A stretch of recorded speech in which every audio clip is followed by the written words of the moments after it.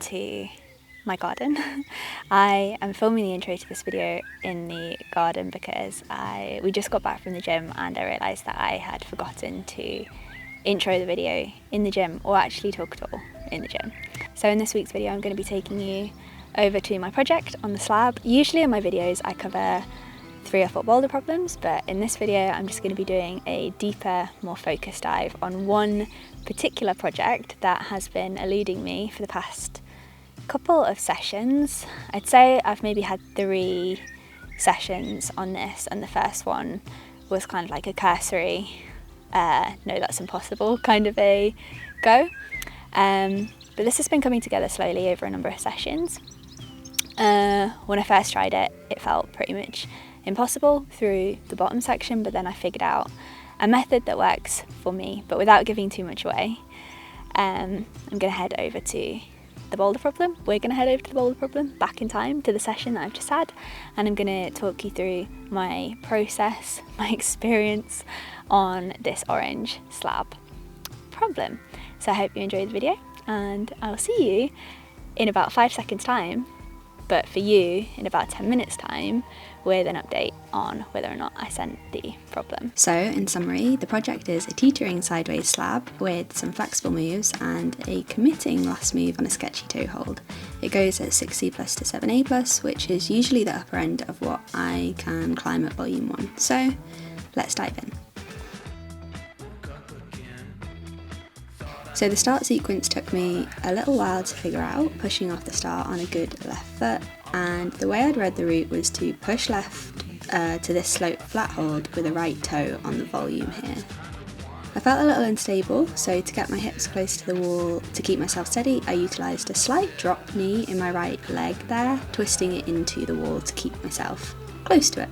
With that, I was able to teeter leftwards, inching closer to that left flat hold with my fingers outstretched. Then I'm bringing my right toe off that volume, and that felt super core intensive, and I popped off with the right toe. So here you get a bit better of an idea of the start hold and the volume that I'm smearing against with my right high foot.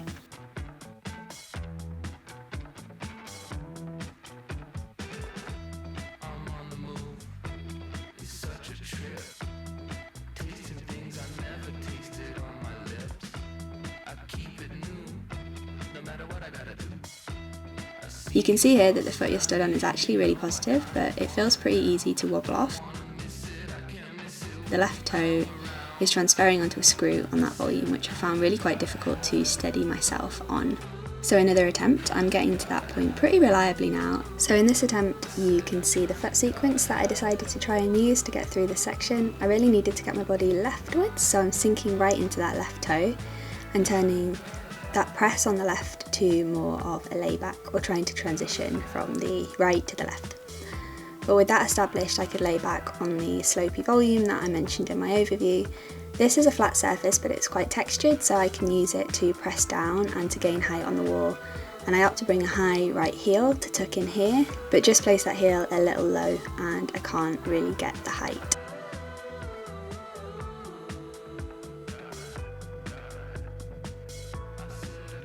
So now I know I can get to that point, I'm going to go with the same approach and aim to get that right heel a little bit higher than last time.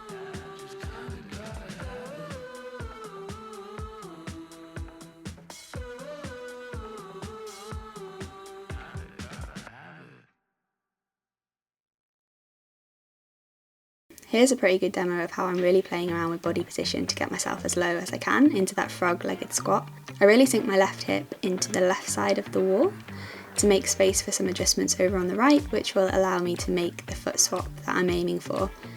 Then, rather than opening my hips outwards, you'll see that I pivot almost with like a weird drop knee type movement to turn the movement into a layback off that hold.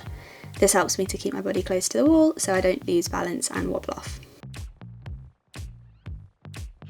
So here goes that right high heel again, and here I get a bit higher on the hold and really point that right toe down. Then I'm turning that left hand to a press on the volume as I gain height, and I can reach up for the undercut crimp higher on the face of the slab. So to give you a better idea of what that hold is like, here it is up close. It's not too good and a little bit awkward to hold.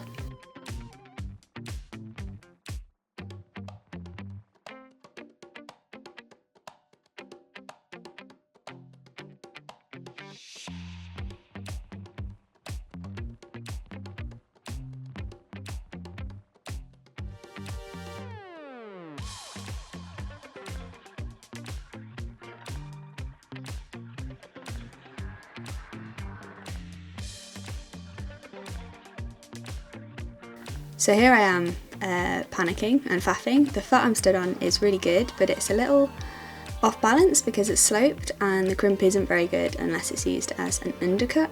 There's also a big sloper with some texture on it that can be used as a pinch, but here I'm just trying to find something that feels stable and not finding much.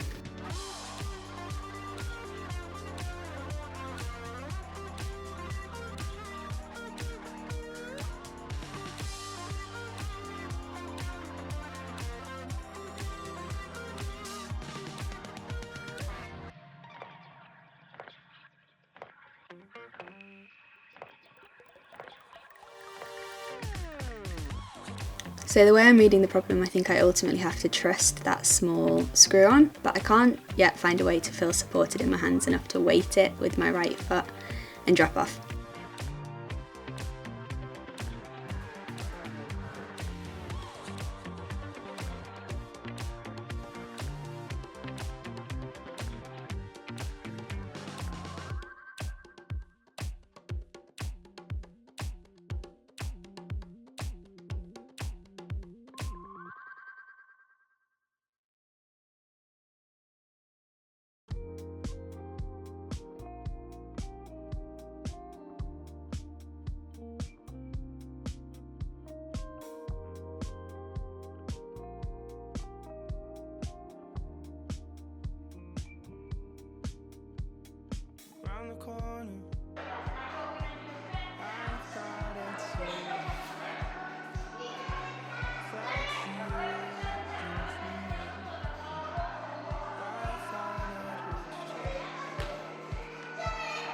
So in this clip you can kind of see me trying out the pinch for size, but it creates quite an awkward, like chicken winged arm position, and I end up bailing down onto the down climb because I don't feel quite ready to trust that right foot.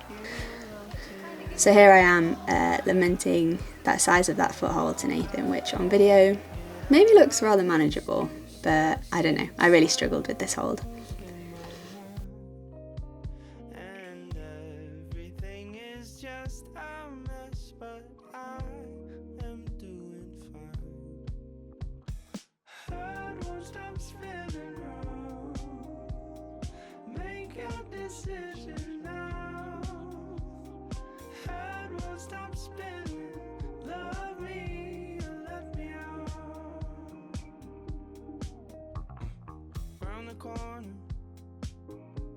I started seeking, I just felt so alone, silence the sea, and I'm surrounded, drifting for no beat, dust on the bedside, picture frames and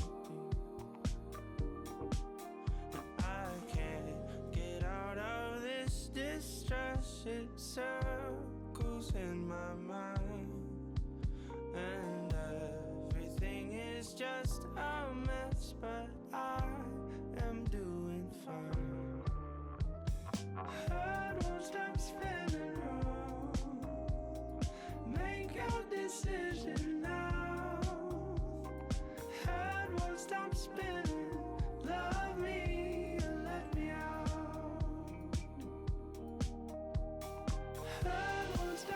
So for my last attempt, I decided to try the move from a different foot to gauge a similar movement, see what the last hold was like, and it's fairly good. So though I wasn't able to get it this session, I'm hopeful that I might be able to tick it next time we return to volume 1 a little fresher.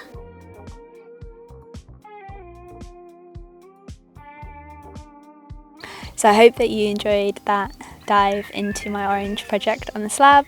Unfortunately, I wasn't able to get it, as you'll have seen, but there is a week left on the slab set before it gets stripped, so a couple more sessions, hopefully I can figure out that top move. If you have any ideas or anything that's like jumping out to you that I'm not trying, I would be very interested to know, so leave your ideas in the comments, and I'll see you in the next video.